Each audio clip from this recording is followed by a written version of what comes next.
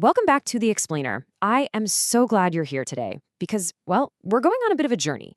We're going to roll up our sleeves and build what I like to call a macroeconomic toolkit. Specifically, we're looking at the determination of income and employment from Chapter 4. Let's just dive right in and see if we can make sense of the massive, constantly moving machine that is our national economy. What actually causes those frustrating periods of slow growth, or recessions, or a sudden scary rise in unemployment, or spikes in inflation?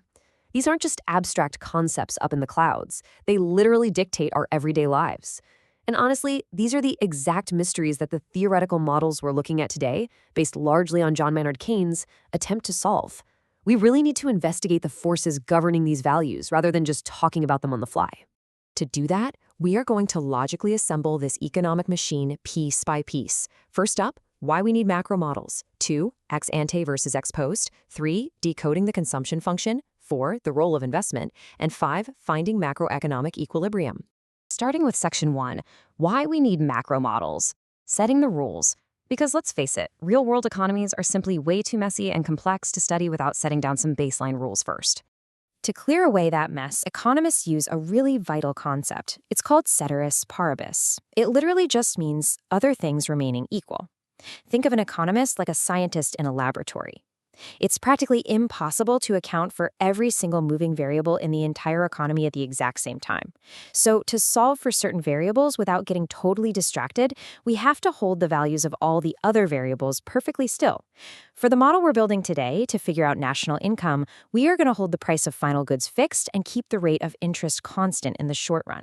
By freezing those in place, we can clearly observe the other moving parts. Moving to Section 2, ex ante versus ex post, planned versus actual.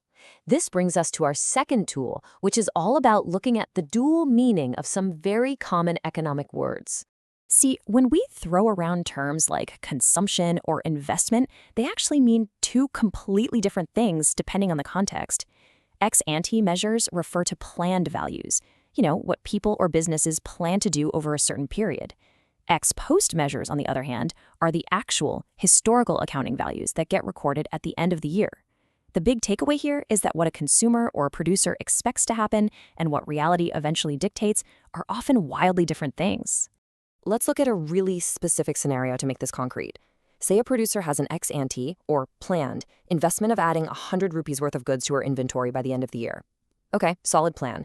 But suddenly, bam, there is an unforeseen upsurge of demand for her goods in the market.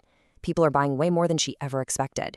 To actually meet this extra demand, she has to sell 30 rupees worth of goods straight out of her existing stock.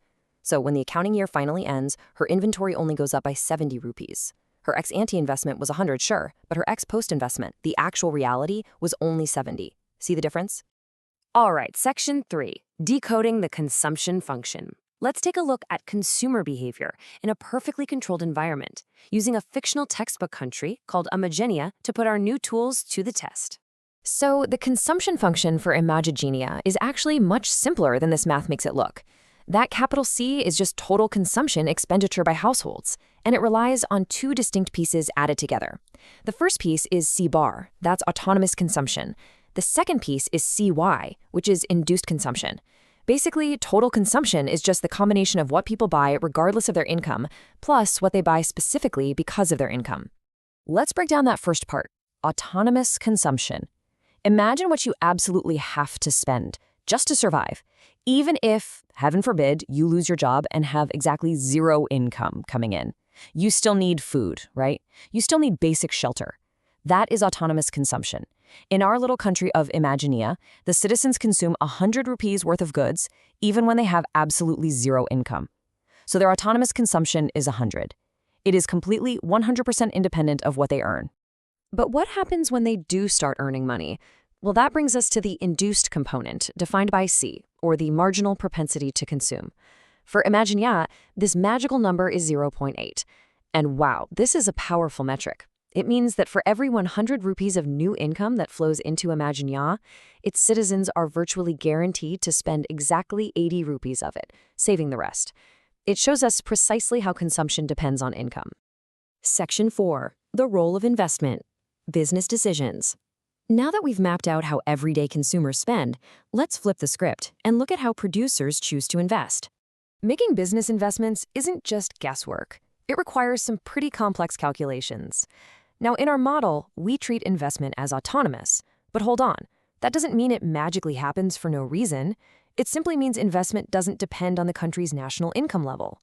Instead, planned investment relies on entirely different, external variables that business leaders are constantly sweating over. So what actually moves the needle on business investment? Primarily, it's two variables. First up, the availability of credit.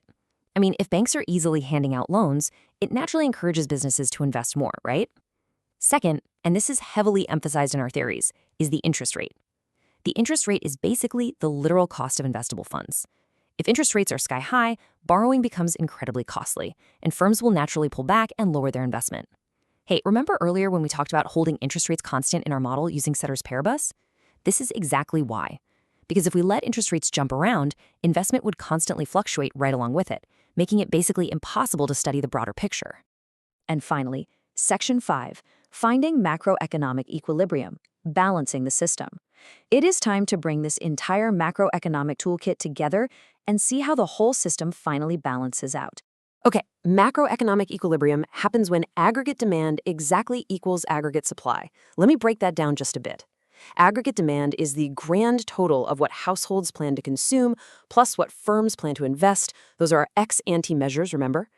If this planned demand exactly matches the output that producers actually supply, boom, the economy hums along perfectly.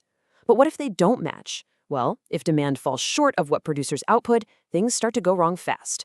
Unsold stock starts piling up in warehouses, leading to what economists call an unintended accumulation of inventories. But at perfect equilibrium, there's zero surprises in the warehouse. Everything balances. Which actually leads us to this incredibly powerful takeaway, summarizing Keynes' whole theory. Under our assumption of a constant final goods price and perfectly elastic supply, aggregate output is determined solely by the level of aggregate demand. This right here is the effective demand principle. It fundamentally means that demand is the true engine driving the total output of the economy. If the demand exists, supply will rise to meet it. It's really that simple. And that brings us to one final, really fascinating concept to leave you with today. An increase or decrease in autonomous spending doesn't just change economic output one-to-one. No, it changes it by a much, much larger amount through something called the multiplier process. Think of it like this. Every dollar you spend becomes someone else's income, right? And then they spend a fraction of that, which becomes someone else's income, and on, rippling through the economy. So if a single change in spending causes these massive ripple effects through the entire system, how is that very multiplier process actively shaping the national economy around you today?